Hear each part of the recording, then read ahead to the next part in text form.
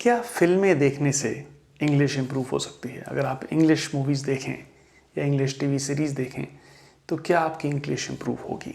आइए इसका जवाब ढूंढते हैं और ये देखते हैं कि अगर इससे ऐसा होगा तो वो क्या करना होगा आपको, जिससे आप वाकई इन मूवीज़ को देख के केवल अपना टाइम ज़ाया ना करें बल्कि कुछ सीख भी सकें। एंटरटेनमेंट तो है ही, ऑब्वियसली एक पर्पस है एंटरटेनमेंट, लेकिन आप कैसे इसको यूज़ कर सकें अपनी इंग्लिश को इम्प्रूव करने के लिए। मूवीज़ टीवी सीरीज़ बहुत पॉपुलर है आजकल इंडिया में, सब लोग इंग्लिश मूवीज़ देखते हैं, इंग्लिश टीवी सीरीज़ देखते हैं। तो आप इनको कैसे देखें कि आपकी इंग्लिश इम्प्रूव हो सके? पहली चीज़, अगर आप बिगिनिंग लेवल पे हैं, आपको एक्सेंट समझ में नहीं आता, आपको ये समझ में नहीं आता कि वो क्या बोल रहे हैं, तो कुछ समय अपने आप को दें, पेशेंटली सुने। अगर आपको सबटाइटल्स ऑन करने हैं, जो नीचे टेक्स्ट लिख के आता है, जो बोल रहे हैं इंग्लिश में नीचे लिख के आता रहता है, सबटाइटल्स हम लोग उनको बोलते हैं। अगर आपको वो पढ़ के समझ में आ रहा है शुरुआती दौर में तो आप वैसा कर लें। अगर आपको वो बिना पढ़े समझ में आने लग जाए तो अब आप सबटाइटल्स को बंद कर दें। ये मैं इसलिए कह रहा हूँ क्योंकि नहीं तो आप सुनेंगे नहीं, आप पढ़ते रहेंगे, आपकी लिसनिंग नहीं होगी, आपकी रीडिंग होगी और आपको मज़ा भी नहीं आएगा अगर आप मूवी और टीवी सीरीज़ देख रहे हैं, क्योंकि आपका ध्यान तो पढ़ने में लगा है, आप कैरेक्टर्स को नहीं देख रहे हैं, आप एक्टर्स को नहीं देख रहे हैं, आप प्लॉट नहीं समझ पा रहे हैं। तो पहला स्टेज, अगर आप बहुत ही बिगनिंग लेवल पे हैं, आपको एक्सेंट नहीं समझ में आ रहा, इट्स नॉट नेसेसरली कि आप बिगनर लर्नर हैं, कई बार आप एक्सेंट नहीं पकड़ पाते स्टार्टिंग में, नेटिव स्पीकर्स का या ऑस्ट्रेलियन एक्सेंट है या कई बार स्कॉटिश एक्सेंट है, समझ में नहीं आता, दैट्स ऑल राइट।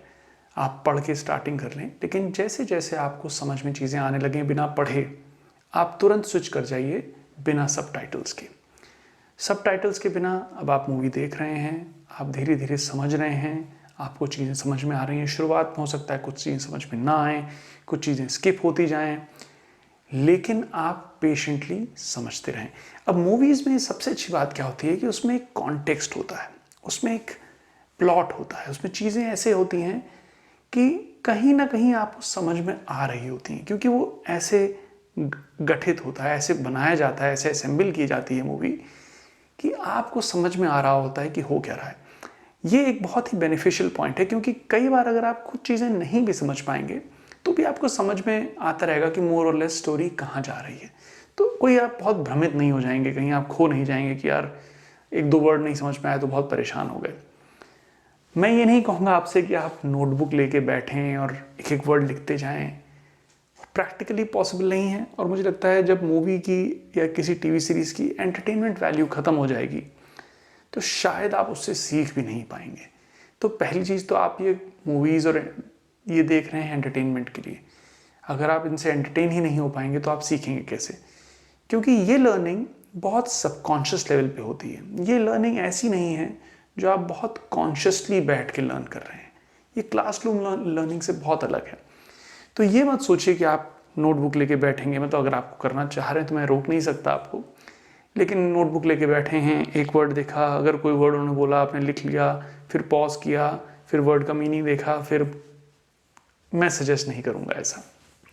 मूवी देखिए, सुनिए, समझिए क्या हो रहा है। जो आपको वहाँ से लेना है वो क्या लेना है? आपको समझना है दो मेन चीज़ें, सेंटेंस कंस्ट्रक्शन, कि एक सेंटेंस का स्ट्रक्चर क्या होता है, कैसे समझा जाता है, कोई चीज़ एक्सप्रेस करी जाती है, उसको एक्सप्रेस करने के क्या नए तरीके होते हैं।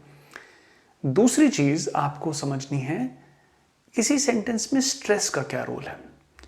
जैसे मैं आपको एक बहुत छोटा एग्जांपल देता हूँ कि हम सेंटेंस में पूरे सेंटेंस का मीनिंग चेंज कर सकते हैं केवल किस वर्ड पे स्ट्रेस कर रहे हैं इससे। मान लीजिए मैं कहता हूँ I never said she stole my purse. अब ये सेंटेंस में अगर मैं केवल स्टोल पे एम्फेसिस या स्ट्रेस डालूं, I never said she stole my purse, मतलब उसने चुराया नहीं, कुछ और किया, शायद बोरो किया या कुछ किया, इससे ये मीनिंग निकल रहा है।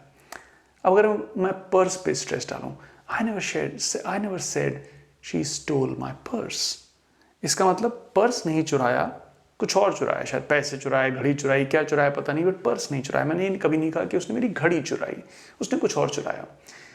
तो आप स्ट्रेस अगर सही से डालना स्टार्ट करेंगे तो आपकी बातों में बहुत वजन आएगा।